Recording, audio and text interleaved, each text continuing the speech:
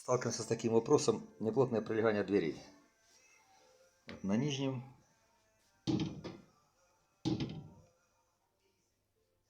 щель, на верхнем щели нет. И двери.